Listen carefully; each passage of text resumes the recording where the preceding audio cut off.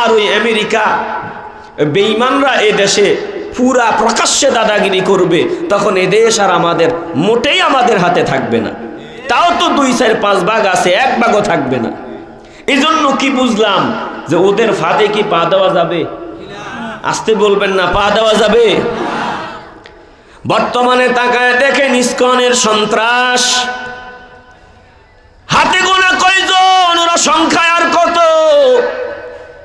এ দেশের টুপিওয়ালারা যদি ফু মারে ইসকনের সন্ত্রাসী একটাও এই জমিনে থাকতে পারবে না। জোরে কোন ঠিক কিনা?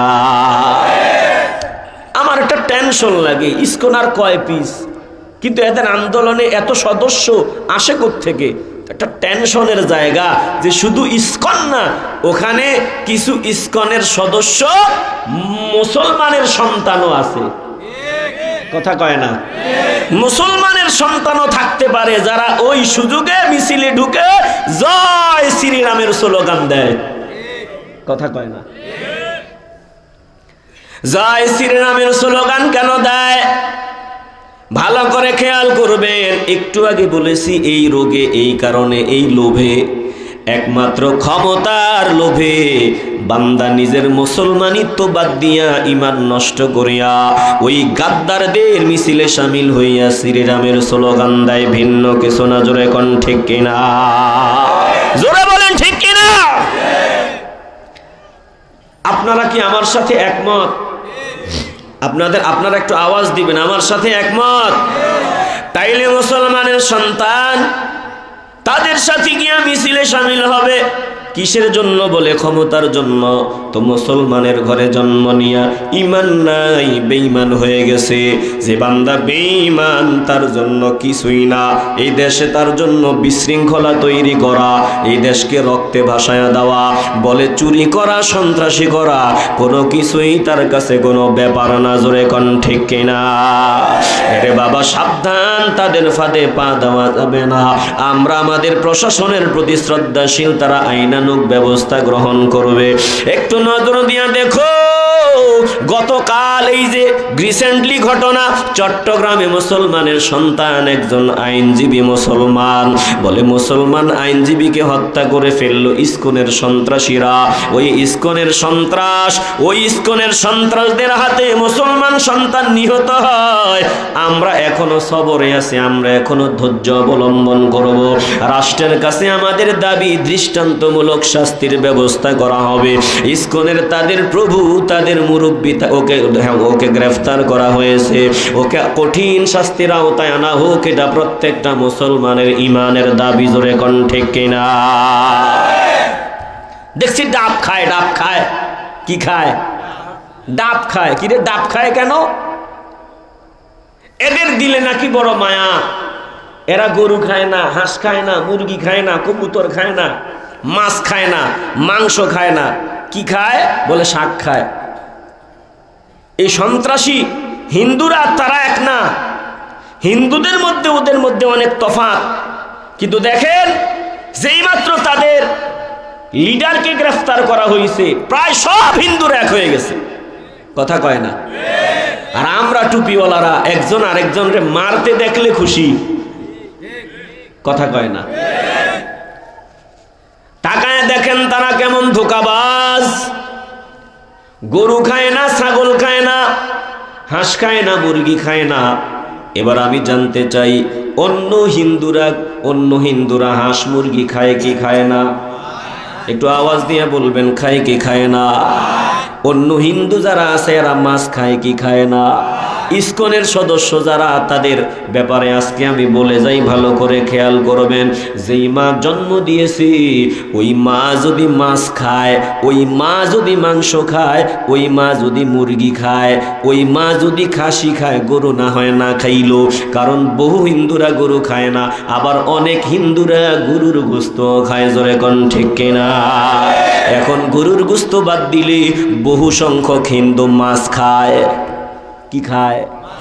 এখন ইসকনের সদস্য কারা? এদের মা বাবাও যদি মাছ খায়, এরা মা বাবার সাথেও সম্পর্ক রাখবে না। কেন? মা বাবা বড় অপরাধী। এই অপরাধী। বাবা মার হাতের রান্নাও খাবো না। এবার বলেন ইসকন আর হিন্দু কি এক? আসতে বলবেন না এক? দেখেন কতটা উগ্র। যেই মা জন্ম দিয়েছেন ওই মা যদি মাছ খায়, ইসকনের সদস্য যারা তারা এই মায়ের হাতের পাকই খাবে না। একটা কথাও বানায় বলছি না, ইন্টারনেট ঘাটিয়া দেখবেন কথা সত্য বলছি না মিথ্যা বলছি। যেই বাবা জন্ম দিয়েছেন ওই বাবা যদি মাছ খায় বাবার হাতের পাক খাবে না, বাবার হাতের কিছুই খাবে না। বলে কেন? বলে বাবা বড় অপরাধী। কেন অপরাধী? বলে মাছ হত্যা করেছে। মাছ কি খায় তারা? বলে আমরা নিরামিষ খাই।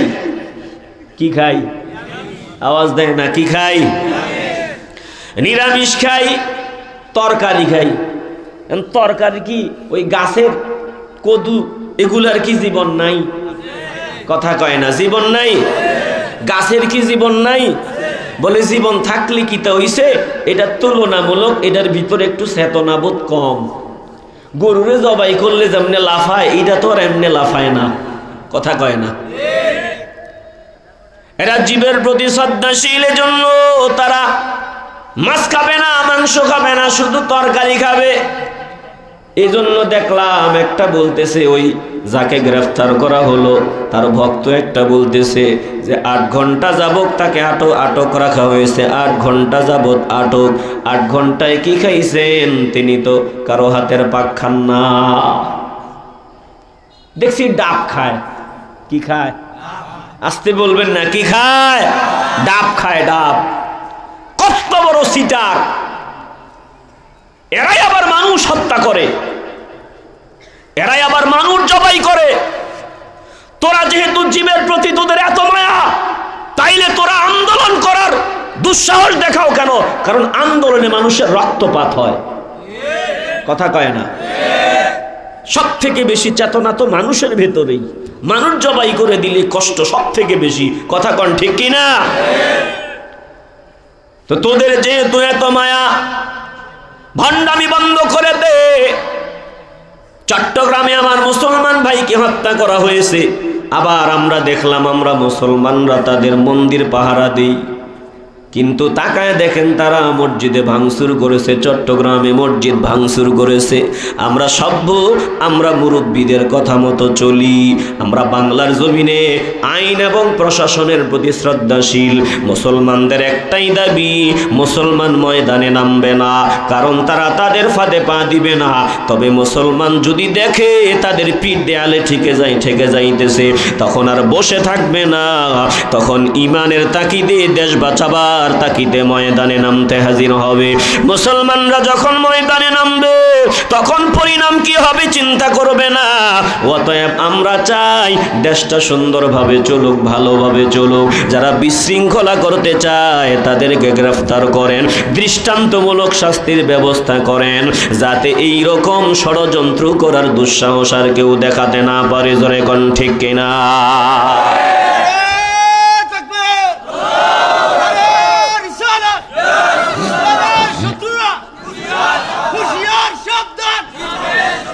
এ বাবা দিল নরম করে দাও, ভালো করে দিলের ভিতরে কথাগুলো ঢোকায় নাও রে বাবা। তাইলে মূল কথা আমি যেটা বলতেছিলাম, ইমান আছে বান্দা সভ্য ভদ্র আদবওয়ালা, ইমান নাই বান্দা টাটকা ভণ্ড ধোকাবাজ। দেখেন না ভিতরে ইমান নাই, বলে জীব হত্যা করি না, মাছ খাই না, মাংস খাই না, মুরগি খাই না, গরু খাই না। কেন খাই না? বলে জীব হত্যা করি না। যদি মাও মাছ খায়, আমরা মায়ের হাতের পাকও খাই না, মায়ের ঘরের রান্না খাই না। কি খাই? বলে ডাবের পানি খাই। কি খাই? বলে সবজি খাই। দেখেন জীবের প্রতি কত মায়া। আর ওরা অস্ত্র নিয়ে দেখলাম ওই আদালত চত্বরে মিছিল দেয়। ভণ্ডামি না? কথা কয় না? ভণ্ডামি না? টোটাল জবাবটা কি ভালো করে শোনো। জবাব হলো ইমান নাই। এই জন্য এত ভাওতাবাজি, এত ধোকাবাজি, দেশ নিয়ে ষড়যন্ত্র। ইমানওয়ালা বান্দা ইমানের বলে সব ভালো কাজ খুঁজিয়া খুঁজিয়া করে। আল্লাহ তাআলা বলেন, ও ইমানদারের দল, ভালো কাজ করবা, ভালো কাজের ফল অবশ্যই আমি আল্লাহ দান করে দিব। যেমন আসমানের দিকে নজর দাও, জমিনের দিকে নজর দাও, সূর্যের দিকে নজর দাও, চাঁদের দিকে নজর দাও। যদি আল্লাহ বলেন আমার সৃষ্টি জীবের দিকে নজর দাও, আমি আল্লাহ আসমান বানাইলাম, আমি আল্লাহ জমিন বানাইলাম, আমি আল্লাহ সূর্য বানাইলাম, চন্দ্র বানাইলাম। বলে নজর দাও, আসমান এর ফলাফল একরকম, জমিনের কাজ আরেকটা, আসমানের কাজ আরেকটা। তাকায় দেখো, সূর্য আমি বানাইলাম, চাঁদ আর সূর্য কিন্তু এক না, চাঁদের কাজ একটা, আবার সূর্যের কাজ আরেকটা। আল্লাহ বলেন ভালো কাজ করবা, ভালো কাজের ফল হবে একরকম, মন্দ কাজ করবা, মন্দ কাজের ফল হবে আরেক রকম, এক হবে না। যেভাবে সূর্য আর চাঁদের ফলাফল এক না, যেভাবে চাঁদের আর ওই দিনের আর রাতের ফলাফল এক না, যেভাবে আসমান আর জমিনের কাজ এক না, অনুরূপ ভাবে ভালো এবং মন্দ কখনো এক হতে পারে না। আল্লাহর দোস্তকে আল্লাহ শুনাইয়া দেয়, ও দোস্ত আপনি বলেন, ওয়াশ-শামসি ওয়া দুহাহা ওয়াল কমারি ইযা তালাহা ওয়ান নাহারি ইযা জাল্লাহা ওয়াল লাইলি ইযা ইয়াগশাহা ওয়াস সামাই ওয়া মা বানাহা ওয়াল আরদি ওয়া মা তাহাহা ওয়া নাফসিন ওয়া মা সাওয়াহা ফাআলহামাহা ফুজুরাহা ওয়া তাকওয়াহা قد أفلح من زكاها وقد خاب من دساها। খারাপ লাগতেছে আপনাদের? বিরক্ত হইতেছেন? একটু দিল দিয়ে অনুধাবন করেন। আল্লাহ বলেন, ওয়াশ-শামসি ওয়া দুহাহা, কসম সূর্যের এবং তার রোদের, সূর্যের কসম এবং সূর্যের তাপমাত্রার কসম, সূর্যের রোদের কসম। আল্লাহ বলেন, ওয়াল কমারি ইযা তালাহা, কসম চাঁদের, যখন এই চাঁদ সূর্য বিদায় নেওয়ার পর উদিত হয়। বলে যখন চাঁদ উদিত হয় এটা সূর্যের পরে আসে।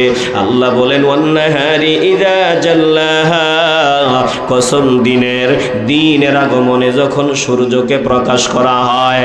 আল্লাহ বলেন, ওয়াল লাইলি ইযা ইয়াগশাহা, কসম রাতের আগমন হয়, এ রাত ইযা ইয়াগশাহা, সূর্যকে ঢেকে দেয়।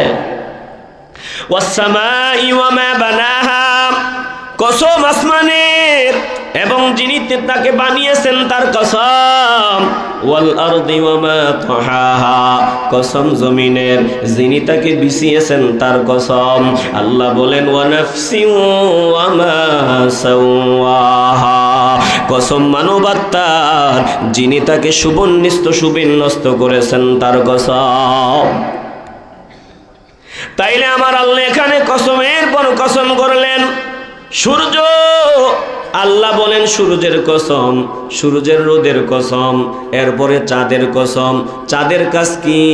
বলে চাঁদ উদিত হয় সূর্য বিদায় নেওয়ার পর, সূর্যের পরে যখন চাঁদ আসে, দিনের কসম, দিনের আগমন হলে সূর্যের আলোর প্রকোপ তাপমাত্রা বৃদ্ধি হয়। আবার ওয়াল লাইলি ইযা ইয়াগশাহা, রাত যখন আসে সূর্যকে ঢেকে দেয়। তাইলে আয়াতগুলো থেকে আমরা কি বুঝলাম? সূর্যের ফলাফল একরকম, আবার চাঁদের ফলাফল আরেক রকম, দিনের ফল একরকম, দিনের কাজ একটা, রাতের কাজ আর একটা, আসমানের কাজ একটা, জমিনের কাজ আর একটা।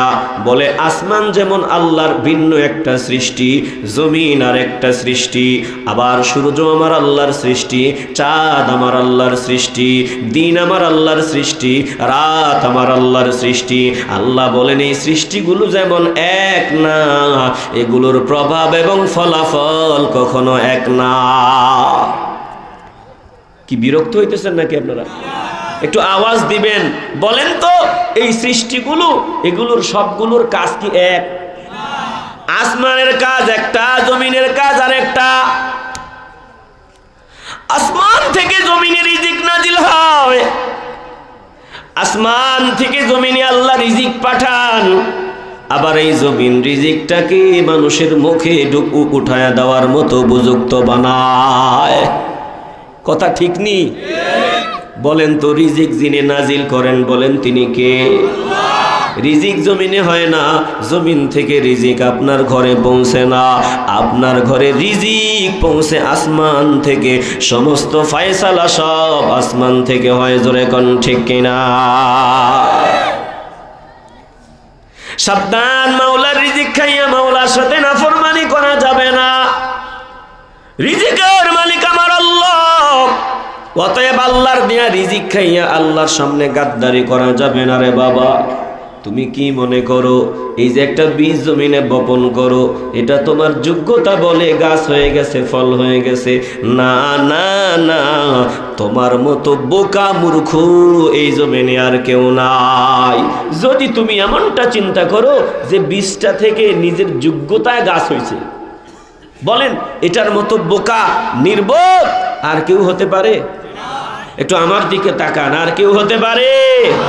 বলেন তো এই বীজটা থেকে যিনি গাছ বানান, গাছ থেকে যিনি ফল বানান, বলেন তিনি কে? আওয়াজ লাগবে, মহব্বতের আওয়াজ, বলেন তিনি কে? আল্লাহ বলেন বান্দা বান্দির দল একটু চিন্তা ভাবনা করিয়া দেখ, এই যে বীজটা জমিনে বপন করো, এটা থেকে গাছ বানায়ার পরে ফল হয়। আল্লাহ বলেন আফারাইতুম মা তাহরুসুন আআনতুম তাজরাউনাহু আম নাহনুজ যারিউন লাউ নাশাউ লাজআলনাহু হুতামান ফাযালতুম তাফাক্কাহুন।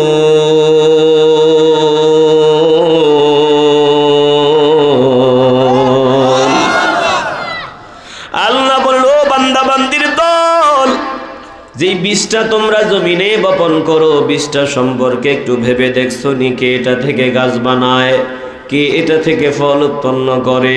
আল্লাহ বলেন আমি আল্লাহ যদি চাই মুহূর্তের মধ্যে এগুলো খড়কুটা বানায় দিতে পারি।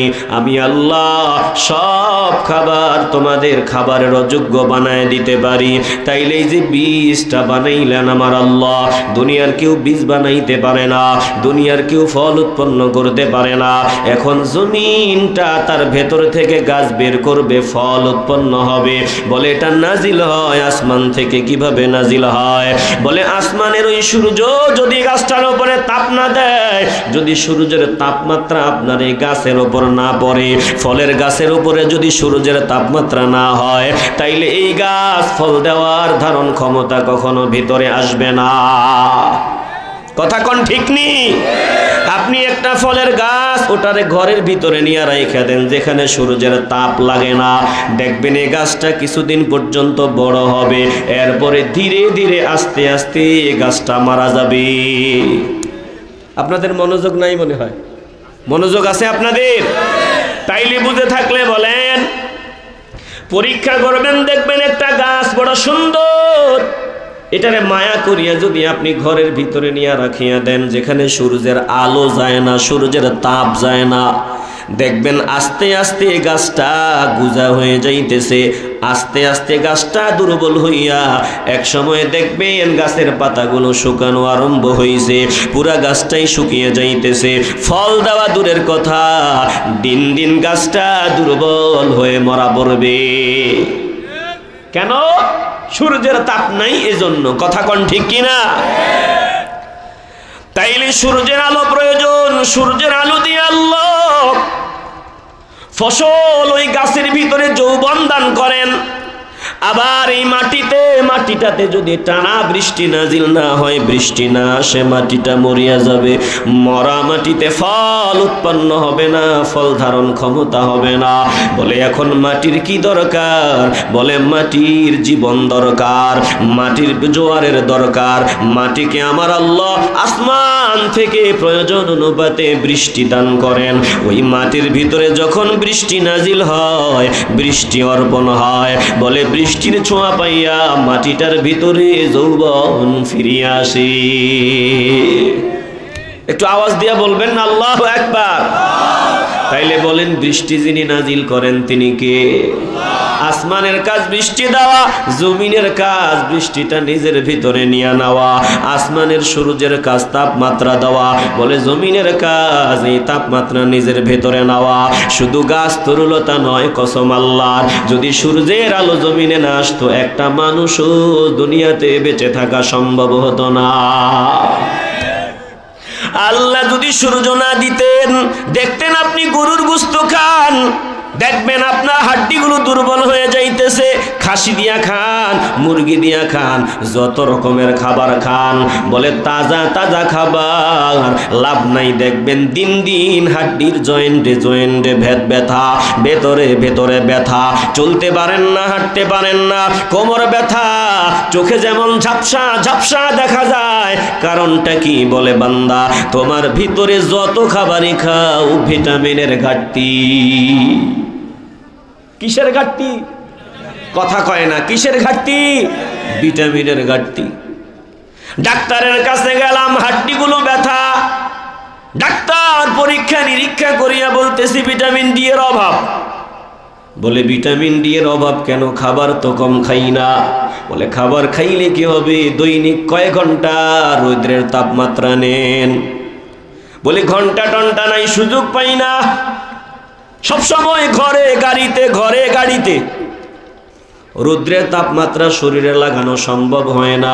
বলে যতই খান কাজ হবে না। কিছু ভিটামিন ডি ক্যাপসুল দিয়া দিলাম, তবে ক্যাপসুলও খান, একটু সকালবেলা সূর্যের তাপ নিজের শরীরে অন্তত আধা ঘন্টা লাগান। তাইলে কি বুঝলাম? ভিটামিনের ঘাটতি, সূর্যের তাপ। বুঝে থাকলে ইমানের আওয়াজ নিয়ে বলবেন সূর্যের কাজ আর জমিনের কাজ এক না ভিন্ন? একটু মহব্বতের আওয়াজ দিয়ে বলবেন এক না ভিন্ন? আল্লাহ বলেন ও বান্দা বান্দির দল, যেমন সূর্যের কাজ একটা, চাঁদের কাজ আর একটা, ওই জমিনের কাজ একটা, আসমানের কাজ একটা। সকলের কাজ এক রকম না, সকলের প্রভাব ফলাফল এক রকম না। অনুরূপভাবে জমিনে তুমি ভালো কাজও করবা, মন্দ কাজও করবা, দুইটার প্রভাব ফলাফল এক হবে না।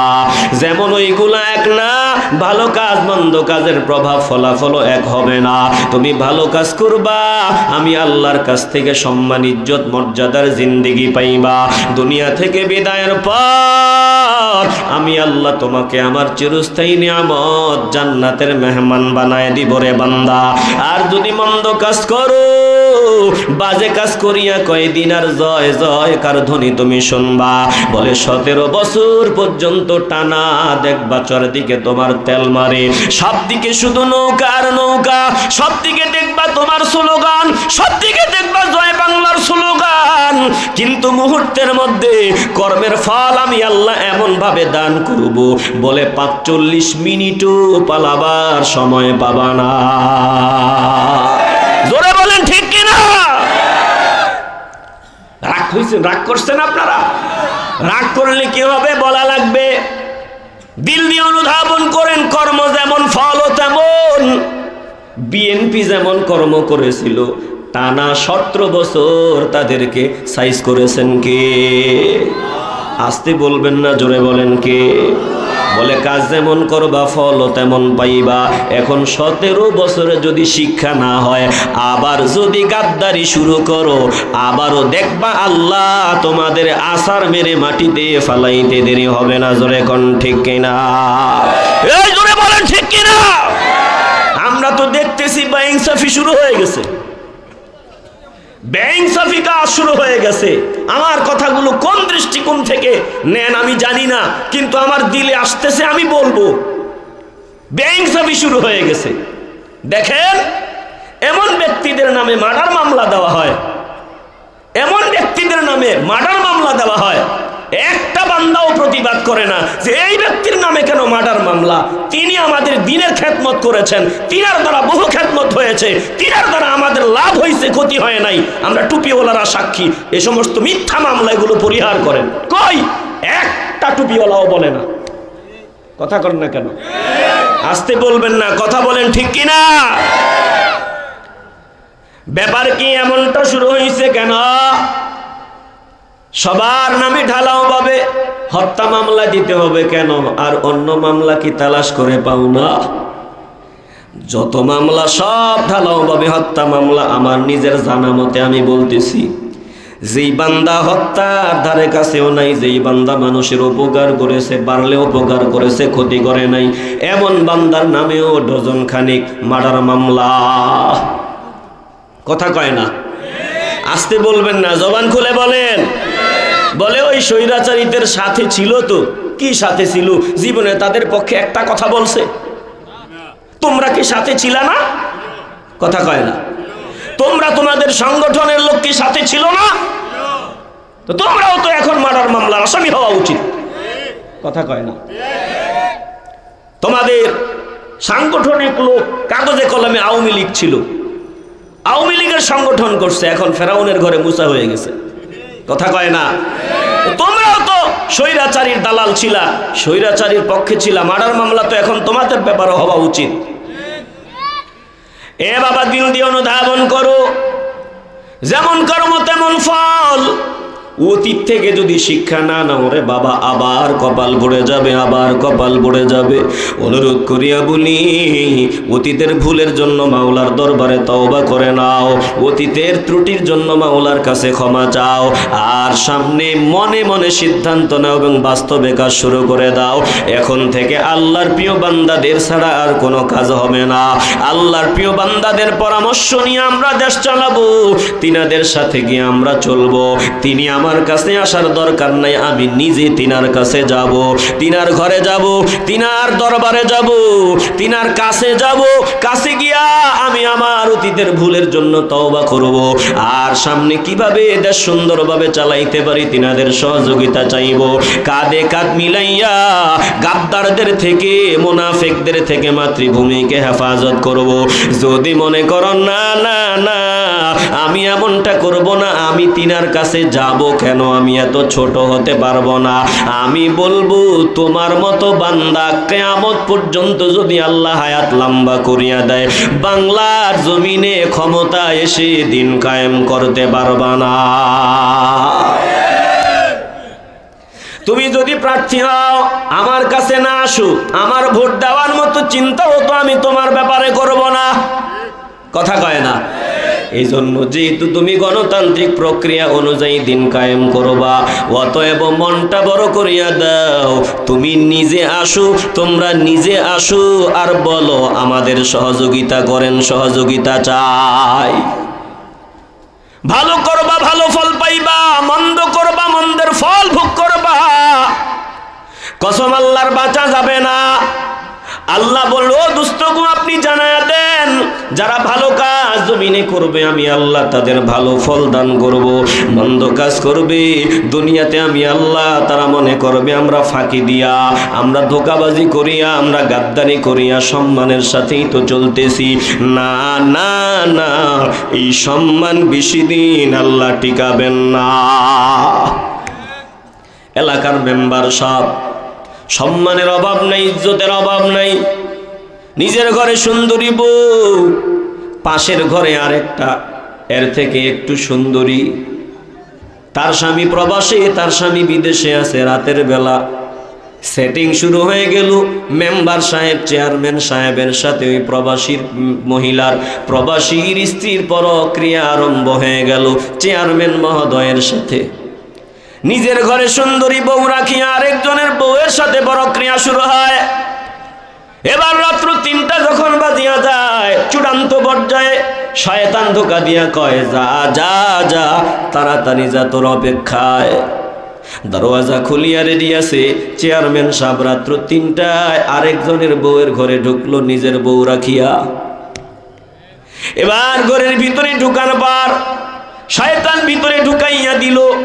এবার বাহিরে গিয়া শয়তান আরেকজনের জানায় দিল যে শুনছনি খবর? কি খবর? বলে এইমাত্র চেয়ারম্যান সাহেব, এইমাত্র বান্দা এই ঘরের ভিতরে ঢুকছে, দালাদালি বাহিরে দিয়া তালা দে। বাহিরে তালা লাগাই দিছে, জোরে জোরে চিল্লায় আওয়াজ দেয়, চোর চোর চোর চোর ধরেছে চোর। মানুষ সব হাজির, এলাকার সব গণ্যমান্য ব্যক্তি ঘরের দরওয়াজায় হাজির। চোর ভিতরে তালা মারছে।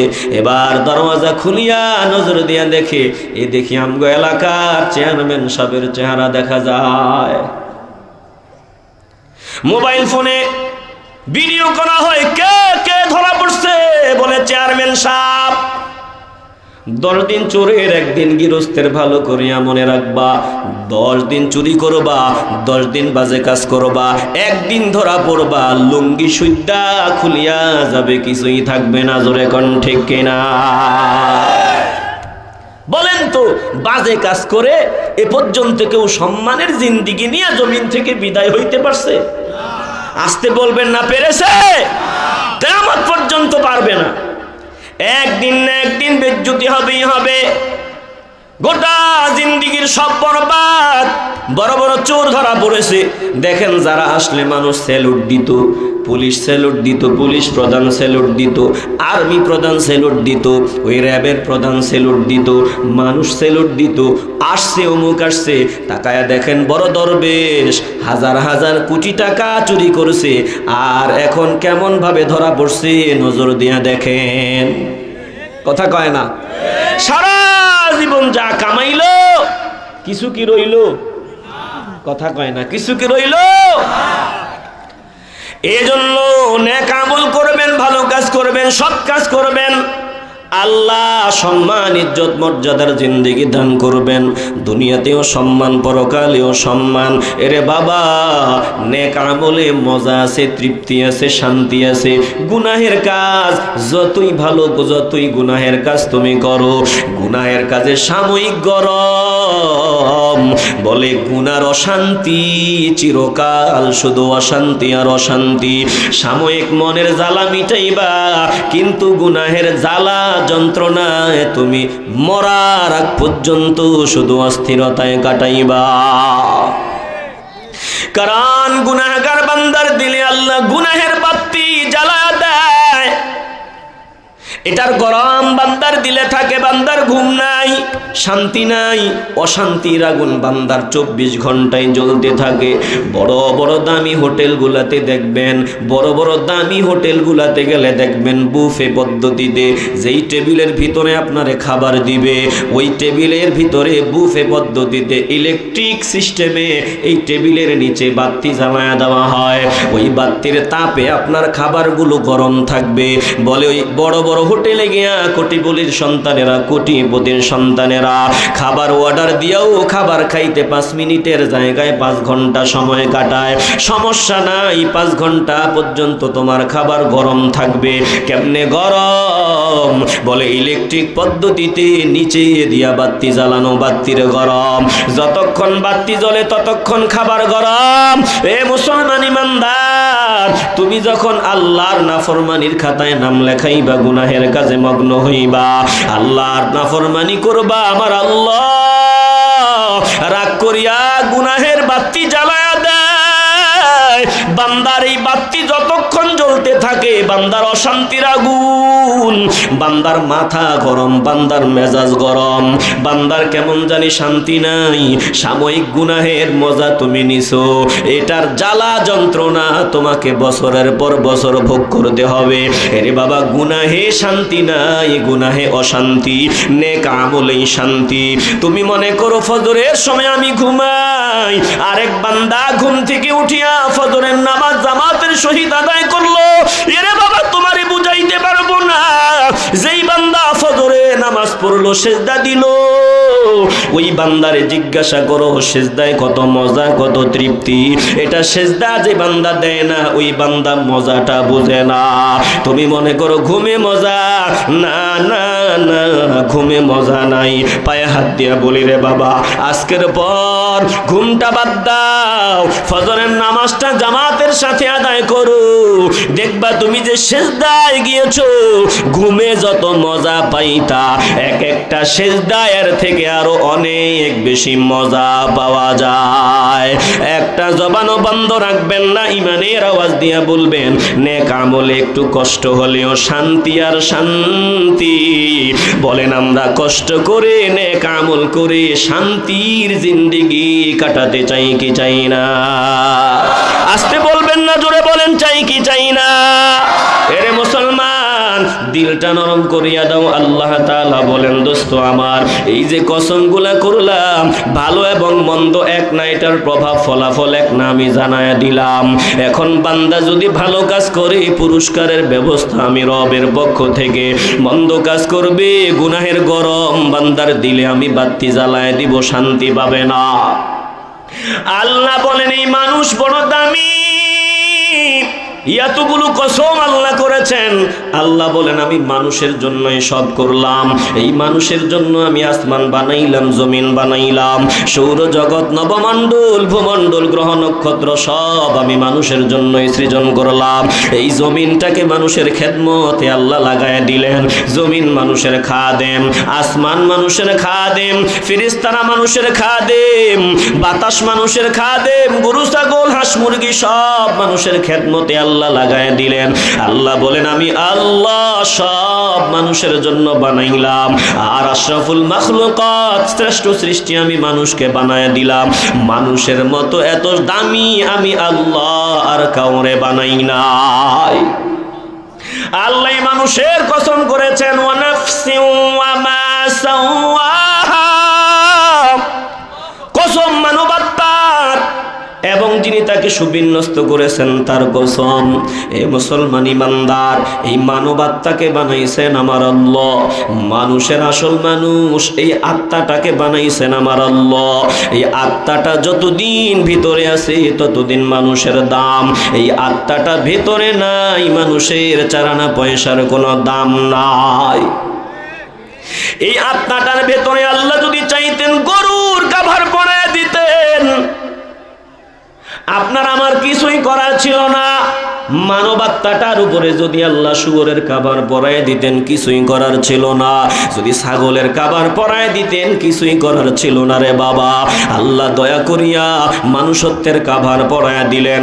আল্লাহ বলেন ওয়া নাফসিন ওয়া মা সাওয়াহা, এই মানবাত্মার কসম আমি আল্লাহ করলাম। আমি আল্লাহ মানুষকে সুবিন্যস্ত করলাম।